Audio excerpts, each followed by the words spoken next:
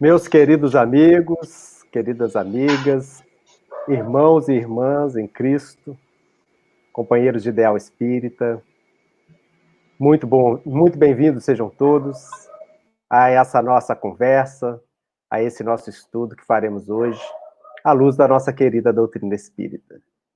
Nesses tempos de pandemia, onde o isolamento social nos obriga, de uma certa maneira, ao distanciamento, a tecnologia que Deus nos permite, com a inteligência humana, nos aproxima um pouco mais, para que a gente continue envoltos pelo amor do Cristo e sob as bases, né, da doutrina espírita. É com grande alegria em nossos corações que estamos aqui hoje para conversarmos acerca desse tema tão importante na vida de todos nós, a família. Afinal de contas, é por conta deste instituto divino que todos nós aqui nos encontramos, não é verdade? Vivendo sobre o solo desse abençoado planeta. Então, eu acredito que será muito proveitoso para todos nós conversarmos e discutirmos um pouquinho sobre esse instituto bendito. Para as nossas reflexões iniciais, separei aqui uma mensagem muito singela, mas muito bela, como é a característica desse espírito poeta, que está no livro Cartas do Evangelho e Outros Poemas. Carta às Famílias, de Cassimiro Cunha. É certo que sobre a terra, nas lutas de expiação, muitas vezes o lar se forma para a dor da redenção. Por vezes, os inimigos das existências passadas recebem o mesmo sangue em lutas amarguradas. É o resgate doloroso, a algema que no futuro transforma o ódio tigrino em tesouros do amor puro. Eis aí porque, não raro, nessa prova que redime, irmãos surgem contra irmãos, raiando até pelo crime. Mas a dor, a grande dor que reforma toda a gente, recolhe-os no seu regaço, fraterniza-os novamente. Por essa razão, amigos, todo ensino em substância é que a paz do lar terrestre depende da tolerância. Falando em particular, peço-te, pois, meu irmão, que faças de tua casa o instituto da afeição. Não te esqueças que em família, a mais santa autoridade, na caravana afetiva, a mais santa autoridade é a que nasce da energia que não desdenha a bondade. A fim de seres ouvido, recorda que o verbo dar, na caravana afetiva, precede o verbo ensinar. Jamais te queixes dos teus, seja em qualquer confidência. Muita vez nos desabafos, há muita maledicência. Sem que repartas no mundo a fé e o amor com os teus, não podes dar no caminho os sublimes dons de Deus. Há lutas em tua casa, atritos, desavença? Isso é a sombra em que se prova a claridade da crença. Na noite de cada dia, nas luzes das orações, envia a Deus os apelos de tuas inquietações. Quanto ao mais, teu sacrifício é a santa expressão de dor, purificando a alma no plano eterno do amor. E com essa mensagem tão bela de Casimiro Cunha, eu vou convidá-los todos, neste instante, para que a gente possa serenar as nossas inquietações, nos recolhermos um pouco dentro do templo íntimo e juntos, unidos por essa energia que vem do alto, possamos juntos elevar os nossos pensamentos ao Pai. Ó Senhor, Deus de amor e de bondade, Criador de tudo que há, aqui estamos, Senhor, uma vez mais, reunidos sob o teu amor, para que, com as tuas mensagens, com a tua lição, possamos aprender um pouco mais e, assim, nos conduzirmos mais coerentemente com aquilo que almejamos. Todos nós, indistintamente, Senhor, te buscamos de alguma forma, mas tu sabes as dificuldades que ainda carregamos em nossos corações.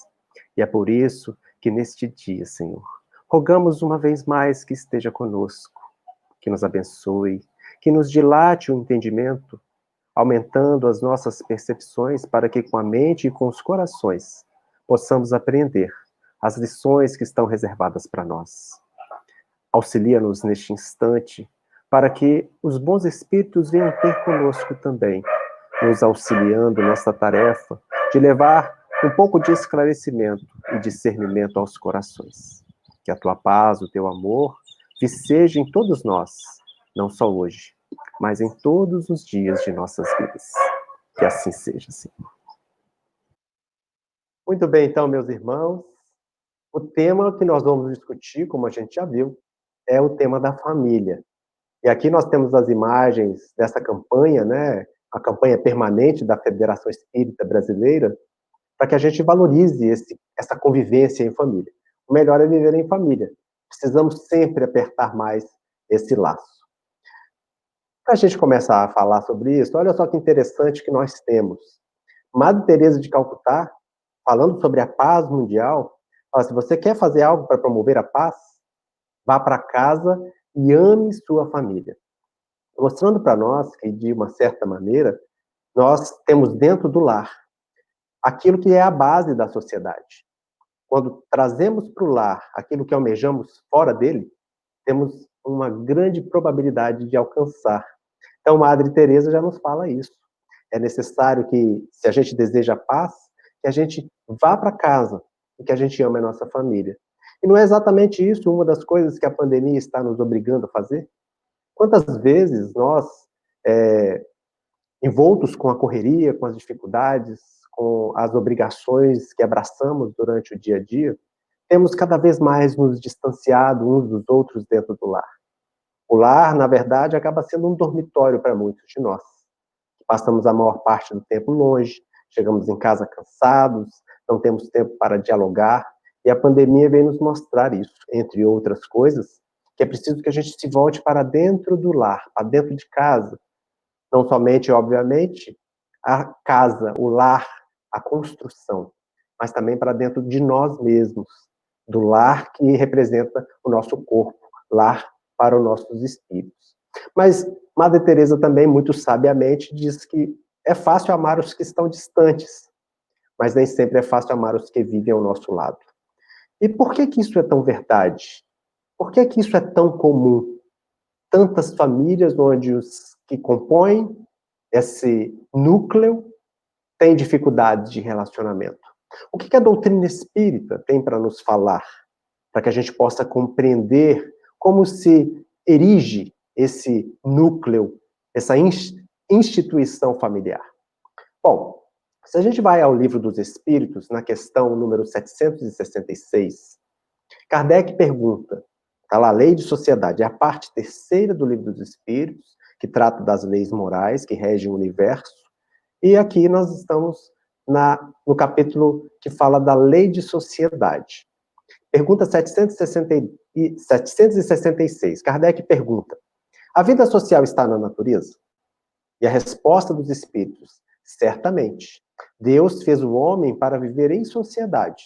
Não lhe deu inutilmente a palavra e todas as outras faculdades necessárias à vida de relação. Dessa maneira, nós somos verdadeiramente seres gregários. Nós existimos com o intuito de avançarmos juntos, convivendo uns com os outros. É para isso que Deus nos fornece todas essas faculdades que são tão necessárias, são tão essenciais para a nossa relação uns com os outros. Então, está dentro da natureza a convivência uns com os outros. Isso é a primeira questão que nos chama a atenção. Na pergunta 775, dentro desse capítulo, que fala dos laços da família, a pergunta 775 é a seguinte, uma pergunta muito conhecida no meio espírita. Qual seria para a sociedade o resultado do relaxamento dos laços de família? Uma recrudescência do egoísmo, nos dizem os espíritos, mostrando que não só nós fomos criados para viver em sociedade, que dentro dessa sociedade, nesse complexo maior, temos a sua base, a base da sociedade, que é a família. E se os laços que unem, que ligam, nos ligam uns aos outros dentro da família, se afrouxarem, isso vai significar, como de uma certa maneira a gente pode ver, uma recrudescência do egoísmo. Quando a gente olha para a nossa sociedade, vemos tantas dificuldades, tantos problemas, o problema da violência, né? O problema da corrupção, o problema da falta de tolerância, de tantas situações, do crime, de todos os problemas que a gente vê, existe na base deles dois grandes vícios, conforme os espíritos nos dizem: o egoísmo e o orgulho. E quando a gente afrouxa os laços da família, a gente vê na sociedade crescer todo tipo de absurdos, mas que não poderiam nos espantar porque refletem necessariamente esse afrouxamento desses laços tão fundamentais. Madre Teresa já dizia: se a gente quer paz, temos que ir para casa e amar os nossos familiares. Então, se a gente deixa de fazer isso, a paz deixa de existir, e nós vamos ver a situação que nós, infelizmente, temos visto tão frequentemente espalhado pelo globo inteiro, né? E Kardec, em um outro capítulo, que fala da perfeição moral, fala lá na pergunta 913, dentre os vícios, qual se pode considerar radical? Qual o pior? E eles, temos-lo dito muitas vezes, o egoísmo. Daí deriva todo o mal. Estudai todos os vícios e vereis que no fundo de todos há egoísmo. Exatamente o que eu estou dizendo. Por isso, fortalecer o núcleo da família, fortalecer os laços familiares, o entendimento necessário sobre o que significa família para nós, seres humanos, individualmente. O que significa família para nós, seres humanos, de uma maneira coletiva, é fundamental para que a gente saiba se comportar e assim melhorarmos o que a gente espera que seja melhorado. Melhorarmos o nosso planeta, a psicosfera, melhorarmos as condições de vida aqui.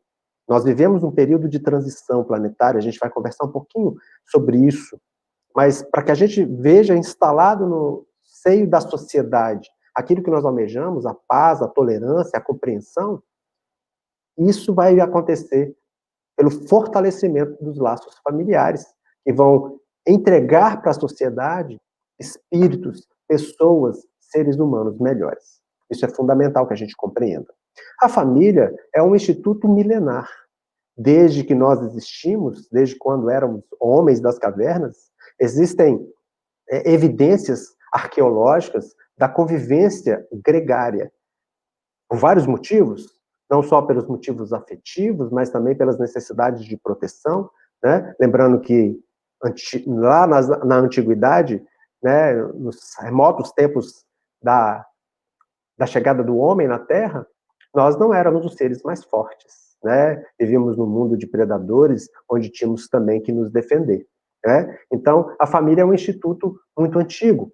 E a gente vê, de uma certa maneira, que as famílias que existiam no passado, a gente vê essa foto aí, que era muito comum, famílias muito numerosas, né? A gente, na casa dos nossos avós, às vezes os nossos pais, bisavós, a gente via imagens como essas, né? De famílias onde era comum a quantidade enorme de filhos, 7, 8, 10, 15 filhos, seja em países como o nosso, né, menos desenvolvidos, seja nos países mais desenvolvidos, como o caso da Inglaterra, dos Estados Unidos, na Europa inteira, né, no Canadá. Então nós vemos que esse tipo de família era uma família mais comum do que é hoje em dia.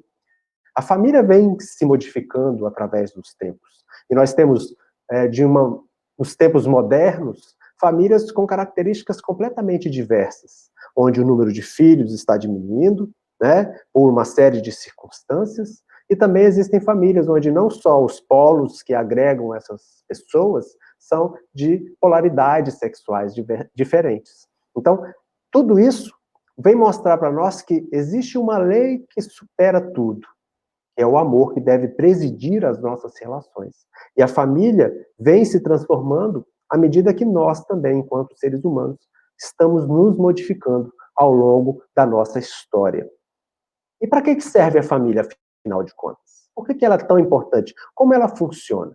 No livro Vida e Sexo, aqui a capa da edição espanhola, de língua espanhola, a gente vai ter lá que Emmanuel vai nos dizer que o lar terreno, na visão espírita, representa oportunidade de aprendizado e oportunidade para a prática das leis divinas. É dentro do lar que a gente vai ter a oportunidade maior de aprender e praticar as leis divinas. Então não é pouca coisa. A família tem um objetivo muito claro: nos auxiliar, enquanto espíritos imortais que somos, a avançarmos, a progredirmos, aprendendo e praticando as leis divinas. No livro Constelação Familiar, onde Joana de Ângeles escreve através da mediunidade abençoada de Divaldo, ela nos fala lá no capítulo 3, que fala dos genitores, assim: comprometidos antes do renascimento, em face de deveres inadiáveis, os espíritos que irão constituir o grupo familiar assumem responsabilidade. Assim continua. O que eu quero aqui é mostrar para nós que este instituto tem um objetivo sublime de nos ajudar a avançar. E que na constituição desse núcleo, os seres que fazem parte desse núcleo familiar se comprometem antes do renascimento. Então, a família que nós temos, ela muitas vezes, ou na maioria esmagadora das vezes, ela foi planejada no plano maior. Ela foi combinada para que nós, em face dos deveres inadiáveis que temos diante das nossas consciências, uns para com os outros, nós possamos renascer num núcleo que nos faculte avançar, que nos faculte aprender e praticar as leis divinas. Isso é fundamental, porque às vezes a gente se encontra dentro de uma família em que a gente não compreende porque parecemos ser tão diferentes, ou porque temos tantas dificuldades no relacionamento uns com os outros. E a gente vai ver que existe um planejamento, nós não caímos de paraquedas, como se diz, no seio de uma família. Isso não acontece sem que haja um plano diretor, sem que haja uma coordenação, na qual, muitas vezes, nós mesmos participamos dessa escolha. Isso, a gente tem que trazer isso para o nosso entendimento. Isso é fundamental a gente compreender. Também no livro Constelação Familiar, no mesmo capítulo, Joana nos coloca que, apesar desse plano, nem sempre, porém, os planos cuidadosamente elaborados conseguem desenvolver-se conforme seria o ideal, conforme o planejado, conforme o proposto, conforme o assumido por nós, em face da precipitação emocional, em face do desajuste psicológico, como decorrência da precipitação e imaturidade sexual, por exemplo. Então, muitas vezes, nós não conseguimos avançar no plano que a gente elaborou, né, com cuidado, olha só, planos cuidadosamente elaborados, por conta da nossa imaturidade, da nossa forma precipitada, desajustada do ponto de vista psicológico, e fazendo com que os planos saiam do controle.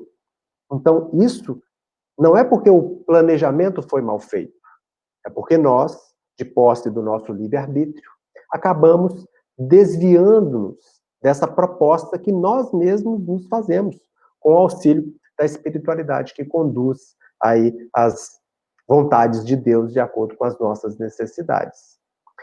E para a gente entender esse processo, é necessário que a gente lance um olhar mais carinhoso ainda para o nosso querido planeta. Aqui nós temos essa bola, esse globo azul, né, que é a nossa morada. E olhando para o mundo que nós habitamos, nós também precisamos lançar um olhar mais longínquo, entendermos que existem outros mundos por aí, existem outros mundos no universo. E quando a gente vai ao Evangelho de Jesus, em São João, capítulo 14, verso 2, Jesus nos fala que há muitas moradas na casa de meu Pai. E que essas moradas, nos dizem os Espíritos, através da codificação, que esses mundos são todos habitados, seja transitoriamente ou permanentemente, mas todos são habitados. No livro dos Espíritos, a resposta dos Espíritos é clara. Eles não dizem para nós que alguns mundos são habitados. Falam que todos os mundos são habitados. E assim como as pessoas têm níveis evolutivos diferentes, assim como os seres avançam do ponto de vista do progresso, os mundos também têm níveis evolutivos diversos e caminham por um processo de ascensão, de maneira a que a gente também possa ter uma classificação dos mundos. Esses mundos, eles são classificados de acordo com as suas características. A classificação que Kardec e os espíritos usam lá no Evangelho segundo o Espiritismo, nesse capítulo Há Muitas Moradas na Casa do Meu Pai, nos mostram que existem pelo menos 5 tipos de mundos. O primeiro mundo, tipo de mundo que existe, é o chamado mundo primitivo. Os mundos primitivos são aqueles mundos que existem servindo de habitação para os seres humanos recém-saídos da caminhada que fizeram nos reinos inferiores da criação. Quando o princípio inteligente é criado, ele caminha em aprendizado através dos reinos inferiores da criação, até que, chegando aos primatas, os animais mais avançados, esse princípio inteligente, no plano espiritual, segundo Hernani Santana, no livro Universo e Vida, o espírito áureo, se não me falha a memória, vai nos dizer que existem, lá no plano espiritual, verdadeiras cidades, institutos portentosos que vão fazer com que, nesses princípios inteligentes, nesses espíritos com letra minúscula, né, possam eclodir a luz do raciocínio, a luz do livre-arbítrio, da autoconsciência, do pensamento contínuo. E assim esses seres adentram uma nova fase. Deixam de ser princípios inteligentes e vão se tornar seres humanos. Vão ser espíritos com letra E maiúscula. E assim, esses espíritos que recém saíram dessa caminhada pelos reinos inferiores da criação vão habitar os mundos primitivos como sua primeira morada. Na sequência, à medida que esses mundos primitivos avançam, porque a gente consegue imaginar que nos mundos primitivos, pela característica dos seres que habitam, mais grosseiros, que estão iniciando a sua caminhada evolutiva, são seres também mais grosseiros do ponto de vista moral, do ponto de vista espiritual. São mais guiados pelos instintos. Muitas vezes a violência é habitual, de maneira que se mata, por exemplo, por conta de uma fonte de água pura, por conta de uma caverna, por conta de uma fêmea, de maneira que a gente vai vendo que a psicosfera, o ambiente espiritual desses mundos, são mais também primitivos. À medida que os seres que habitam esses mundos avançam, a somatória dessa mentalidade, digamos assim, dessa psicosfera, transforma o mundo. Esse mundo primitivo no início avança e vai para um outro estágio, chamado de mundos de expiação e de provas. Nos mundos de expiação e provas, os espíritos estão ainda em débito com as leis, porque pelas escolhas que fizeram, né, a partir do momento em que adentram o reino dos homens, o reino dos seres humanos ou o reino hominal, fazem escolhas. E algumas vezes as escolhas que fazem entram em conflito com as leis divinas, e eles passam a ser devedores das suas consciências. Aqui nos mundos de expiação e de provas, estão os espíritos que estão em débito com essa lei. No mundo de expiação e provas, existe a preponderância do mal. E nós vivemos num planeta que tem essas características, né? Então, os mundos de expiação e de provas são mundos onde ainda há uma predominância do mal, onde há provas rudes, dificuldades, são escolas, são hospitais para a regeneração do espírito. Na sequência, à medida que os seus habitantes avançam, eles vão habitar um mundo diferente, um mundo chamado de mundo de regeneração. Nesses mundos ainda há mal, não com as características do mal que existe no mundo de expiação e provas, mas nos mundos de regeneração já há preponderância do bem, de maneira que isso faz tanta diferença na vida do espírito, que nos falam os espíritos benévolos, que no mundo de regeneração o espírito consegue como se uma paz, como se ele tivesse um descanso para a caminhada evolutiva que ele tem empreendido. Avançando nessa sequência, os mundos passam a ser mundos ditosos ou felizes, onde ali só há o bem. Ali os espíritos que os habitam só pensam no bem, só desejam o bem, mas são espíritos que ainda precisam encarnar para continuar evoluindo. Há necessidade da encarnação. Ainda não se despiram de todas as suas imperfeições, de todas as dificuldades que eles ainda trazem. E, quando eles se despem dessas imperfeições e se tornam espíritos puros, eles vão habitar os mundos celestes ou divinos, que são exatamente as habitações dos espíritos puros, que são espíritos que já alcançaram um grau de perfeição em que já não permite que eles se equivoquem nas suas condutas, nas suas escolhas. Eles já não precisam reencarnar para avançar. Vão reencarnar em missões, mas não há necessidade para seu processo evolutivo para eles continuarem encarnando. E o mais interessante é que a gente vendo uma palestra de Haroldo Dutra, né, que todos nós gostamos muito, ele nos fala que a evolução, o processo evolutivo começa a ficar legal quando a gente adentra o estágio de espírito puro. Então imagina que a gente tem um monte de coisas que a gente não faz verdadeiramente a menor ideia. E lançando o olhar sobre o nosso mundo, a gente pode entender perfeitamente que somos um mundo de expiação e de provas. A Terra ainda é um mundo assim. Vivemos um processo de transição onde deixaremos essa categoria e adentraremos essa nova, esse mundo de regeneração que fará com que o ambiente da Terra seja diferente. Nós faremos isso. E a Terra vai deixar de ser um mundo de expiação e provas e será um mundo de regeneração. O papel da família nisso é fundamental, como a gente já pode depreender. Bom, mas se o mundo que nós vivemos é um mundo de expiação e provas, o que dizer dos casamentos que aqui nós temos? Quando vamos ao livro de Estudando a Mediunidade, de Martins Peralva, ele nos fala sobre algumas classes, alguns tipos de casamento que são encontrados aqui no planeta. E a gente fala que existem categorias, tipos de casamento mais frequentes aqui nesse mundo, que é o mundo, que é o planeta Terra, um mundo de expiação e provas. Quais seriam esses? O primeiro tipo que ele fala são os casamentos materiais, ou seja, os casamentos em que não se leva em consideração a afeição, mas os interesses materiais. Casamentos em que as pessoas se unem porque a pessoa, o homem ou a mulher é um bom partido, ou as famílias têm interesse em manter um poder, seja econômico, seja político, que seja. Enfim, os interesses são materiais. Seja por conta do corpo, seja por conta do sexo, seja por conta de outras coisas que não estejam na base a afeição. Existem outros tipos de casamentos, que são chamados casamentos acidentais. Casamentos onde há atração momentânea de almas inferiorizadas sem ascendente espiritual. A pessoa está lá num carnaval, por exemplo, né? E aí se relaciona no meio da bebedeira, no meio da confusão com uma pessoa lá que não tem afinidade, por exemplo, e aí a mulher engravida, eles vão tentar resolver um problema com outro problema, um casamento. Então você tem aí um casamento acidental, não estava na programação, mas por conta da inferioridade moral daqueles seres, eles acabam trazendo uma dificuldade para aquela encarnação. Existem os casamentos expiatórios, onde os cônjuges vão se reunir para o reajuste de atos desatinados de vidas pretéritas. Então, espíritos que se unem pelo desafeto. Porque se a gente quer ficar junto com alguém, basta que a gente o odeie. Se a gente se odiar, nós vamos estar colados, porque a lei que rege o universo é de amor. E nós vamos ter que nos encontrar para aparar as arestas, nos reajustarmos diante desse caminho que é de amor.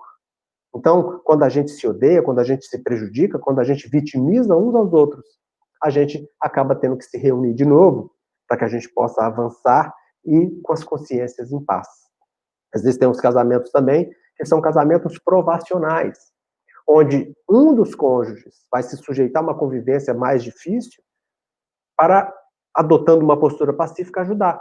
Lembra, quem já leu o livro Nosso Lar, lembra que a mãe de André Luiz estava planejando a volta à Terra e ia casar-se novamente com o ex-marido da encarnação anterior, que atraía com duas mulheres, e que ela ainda ia receber essas duas criaturas como filhas, porque sob as asas do seu amor, ela gostaria e desejava que ela encaminhasse todos para o seio do Senhor. Então, um casamento provacional.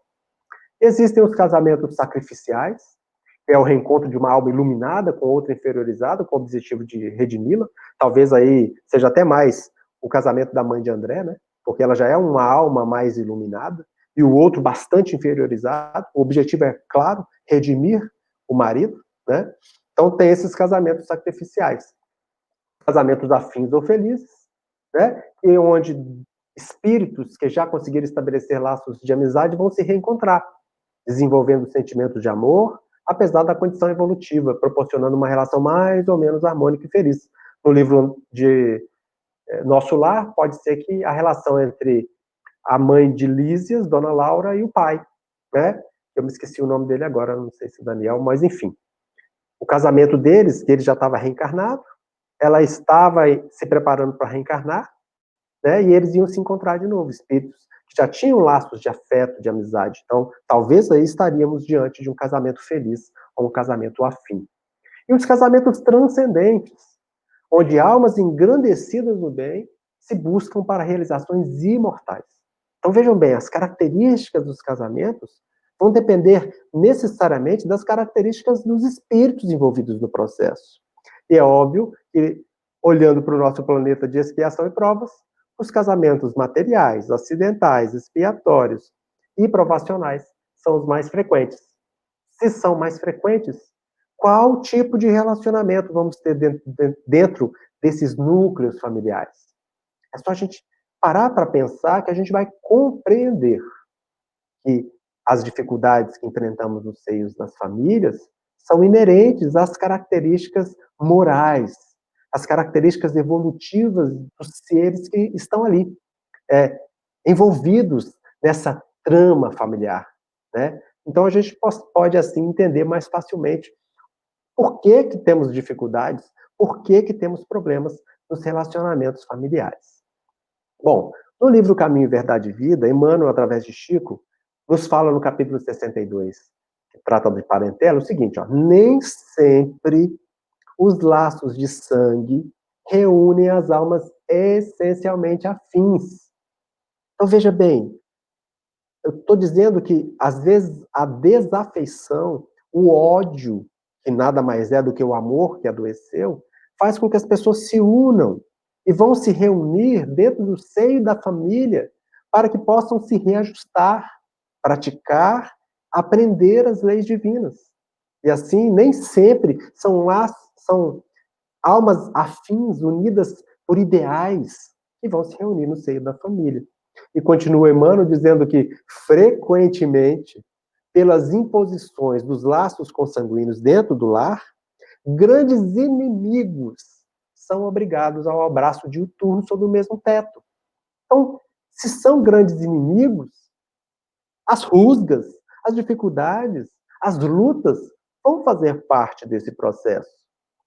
E se Deus nos reúne numa família, por mais difíceis que sejam as relações dentro dela, é porque nós já temos condições de superar essas dificuldades.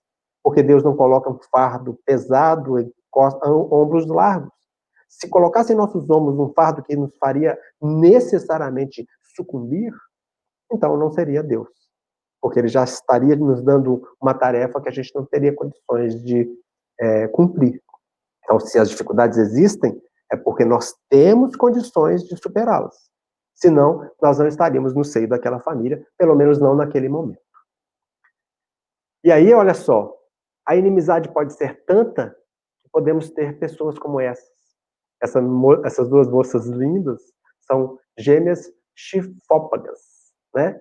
De apêndice tifóide, chifópagas. Porque elas têm um corpo e têm duas cabeças. Elas dividem os órgãos. Elas precisaram tanto estar juntas que às vezes vêm unidas no mesmo corpo. Em geral, nesses casos, são inimigos grandes do passado. Pela injunção das necessidades que trazem de correção de débitos, para construírem um amor em cima da lama, da desafeição, do ódio, vem às vezes nessa condição, né? Então, é óbvio que não é exclusividade. Eu estou dizendo aqui agora que todo mundo nessa condição tenha o mesmo motivo. Deus sabe, né? Há inúmeras possibilidades. Mas então a gente tem que lembrar que às vezes a união precisa passar até por circunstâncias como a desses gêmeos chifópagos. Muito interessante isso. No capítulo 20 do livro Constelação Familiar, Provas e Expiações no Lar, Joana nos fala que o lar nem sempre se apresenta como um reino de júbilos, mas quase sempre como um campo de batalha, no qual espíritos litigantes, adversários de ontem, ou amantes frustrados do passado, se reencontram para as transformações emocionais, espirituais, que se fazem necessárias sob a inspiração do amor. Olha que coisa linda. Por mais que a gente reconheça a dificuldade, os problemas, às vezes, gigantescos que temos aí dentro desse campo de batalha que é o lar, nós também reconhecemos com clareza que é o amor de Deus que proporciona tudo isso. Né? Isso é uma coisa muito bela, que a gente precisa refletir, para que a gente considere com todas as nuances. E continua Joana, falando no outro capítulo, Turbulências Familiares, que a família não é apenas o grupo biológico residente sob o mesmo teto. Que existe uma outra família, mas a reunião de espíritos que se exercitam na experiência da evolução, onde deve reinar a fraternidade, a fim de se ampliarem os sentimentos de amor no futuro em relação a toda a sociedade. O que ela quer dizer? Que existem pessoas do nosso núcleo familiar que vão se juntar a nós, na qualidade de primos, na qualidade de tios, na qualidade de sobrinhos, na qualidade de genros, de noras, de netos, de bisnetos, e assim essa família vai se congregando toda com um único objetivo, fazer com que a fraternidade, o amor, possa reinar nos corações. E sob as imposições da consanguinidade, possamos aparar as arestas do desamor do passado. E a gente vai ver no livro Conduta Espírita o que André Luiz nos fala, que o lar constitui o cadinho redentor das almas endividadas. Cadinho é essa peça que é usada para derreter os metais, né? Para fundição. Então, esse cadinho é aquilo que suporta o calor, que suporta tudo para que aquela peça de metal possa ser derretida e se transformada em uma outra coisa. Então, o lar é esse cadinho que sustenta, que aguenta as nossas dificuldades, o fogo das nossas paixões, do nosso desamor, do nosso ódio, e permite que isso possa ser transformado, transmutado. E depois dessa fundição, sob os auspícios do amor, possamos transformar aquilo que não era agradável numa coisa bonita, numa coisa que tenha valor. Então, por isso que o lar constitui o cadinho redentor das almas endividadas. No livro Evangelho segundo o Espiritismo, os espíritos vão nos chamar a atenção, Kardec, para uma outra questão, que existem no mundo espiritual laços diferentes dos laços corporais. O que permanece no plano espiritual não são os laços consanguíneos.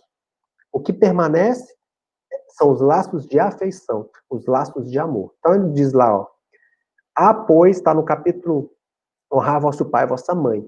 Há, pois, duas espécies de famílias.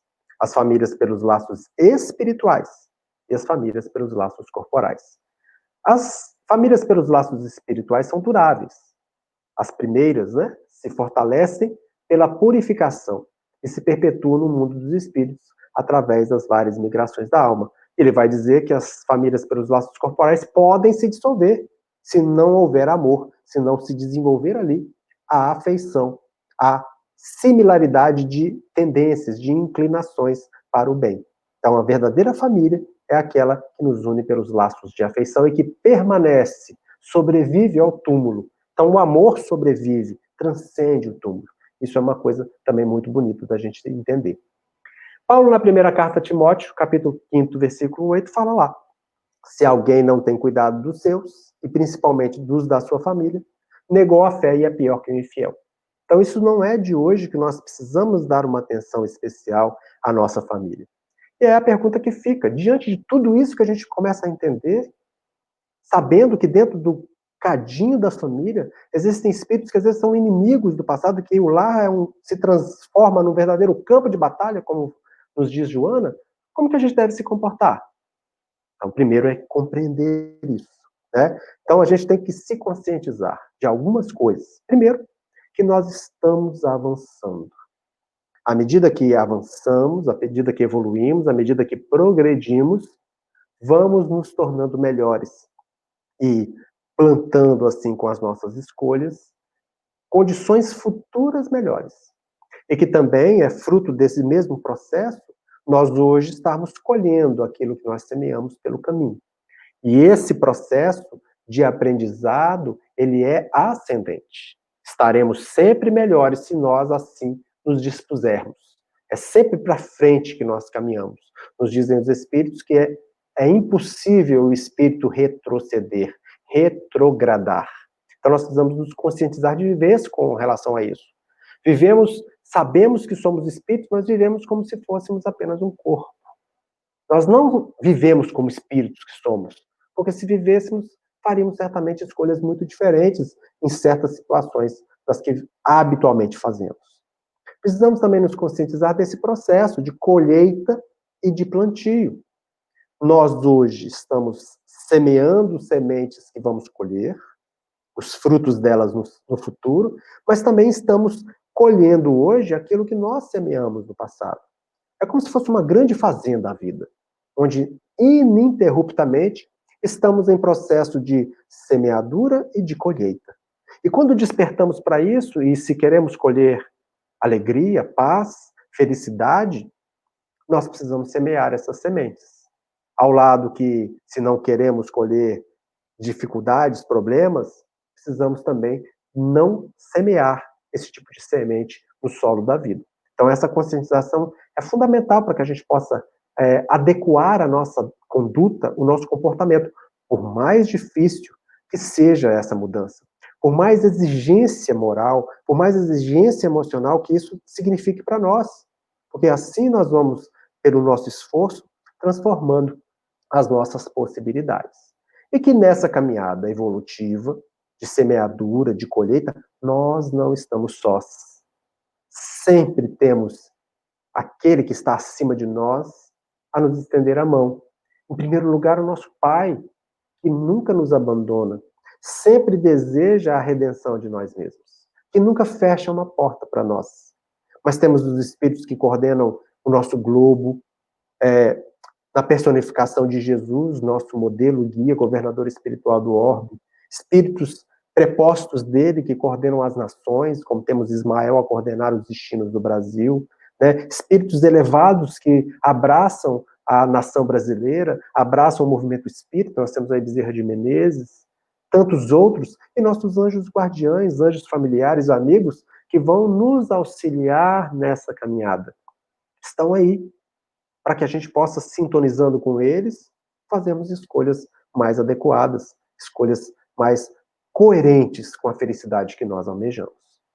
E nesse processo, precisamos lembrar que existem ferramentas que a gente pode lançar mão. Uma delas é a prece.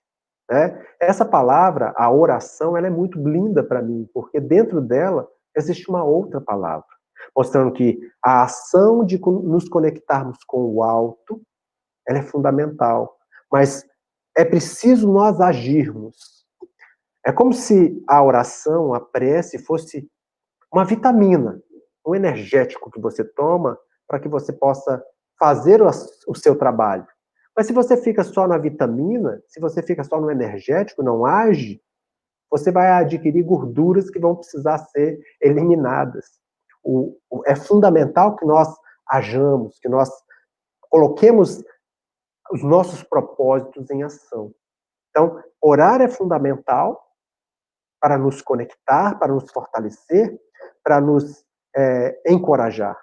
Mas é a ação que vai possibilitar o nosso crescimento. Isso é fundamental. Né? A prática do evangelho no lar, infelizmente, às vezes estão esquecidos, inclusive no meio de irmãos espíritas. O evangelho no lar é para todos. Essa imagem que a gente vê a família reunida em torno do evangelho, e Jesus ali no meio deles, Jesus falou que onde 2 ou mais estivessem reunidos no nome dele, ele lá estaria também.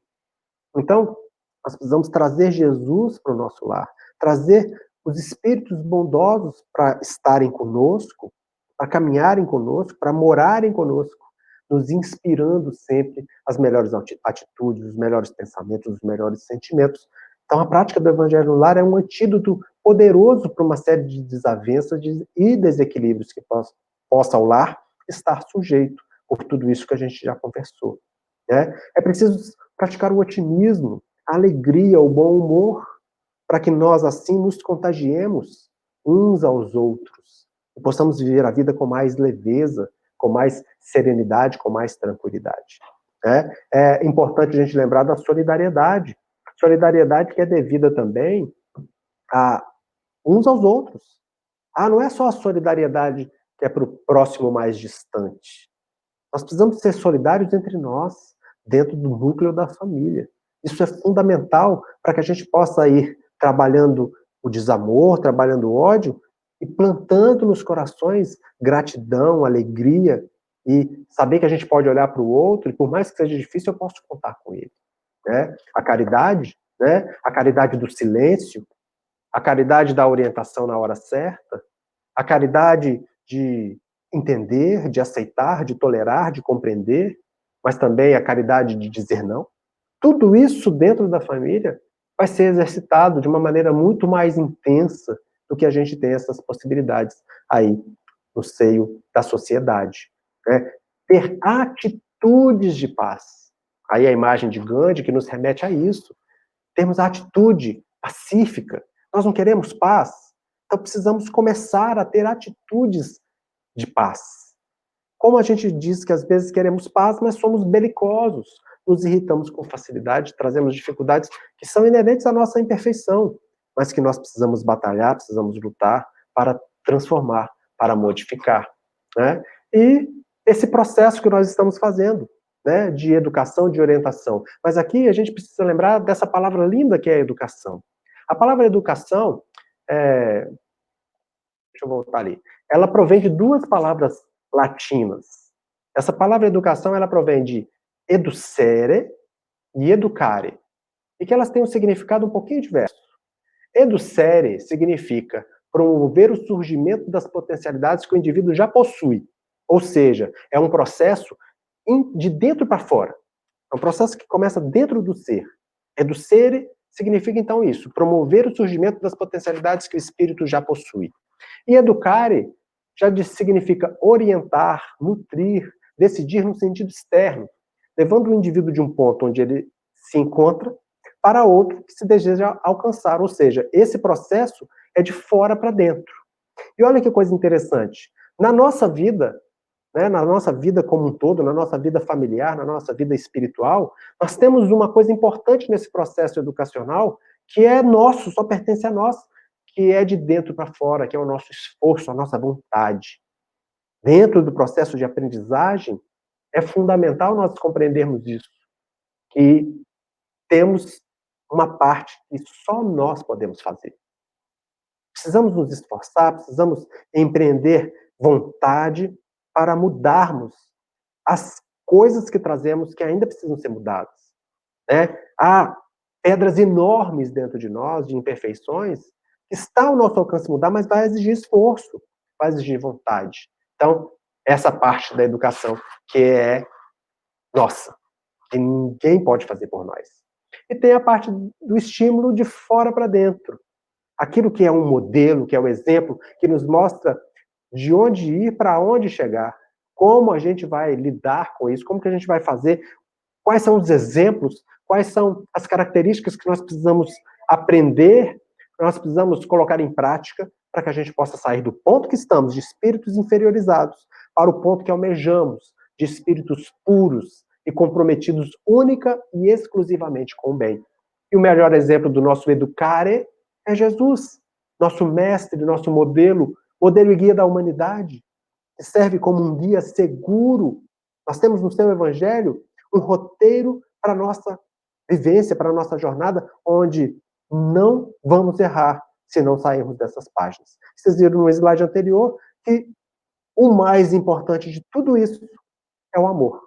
Quando nós agimos com amor, quando fazemos com que o amor possa vigir em nossas relações, em nossos pensamentos e sentimentos, nós vamos conseguir implementar todo esse equilíbrio que nós almejamos. E assim conquistar aquilo que nós almejamos para nós, enquanto seres individuais, conquistar aquilo que nós almejamos para o grupo que compõe a nossa família, de seres queridos, e vamos conquistar as possibilidades do avanço da sociedade como um todo, deixando de ser hoje mundo de expiação e provas para o mundo de regeneração, para seguirmos nesse processo para mundos ditosos e mundos celestes. Então, isso é fundamental que a gente compreenda. E a gente vai vendo assim que a família é um projeto de Deus. E é necessário que nós vivamos mais em família, que nós apertemos mais os laços que nos unem, apesar das dificuldades que agora reconhecemos com clareza os seus motivos, mas que, sob a vontade de Deus, de Jesus, dos Espíritos que nos abençoam a nossa caminhada, que nos inspiram, nós vamos conseguir vencer com esse grupo que nos vai fazer avançar juntos na direção da felicidade e da paz que almejamos. E assim a gente diz que Jesus está batendo a porta de nossas casas, de nossos lares, de nossos corações.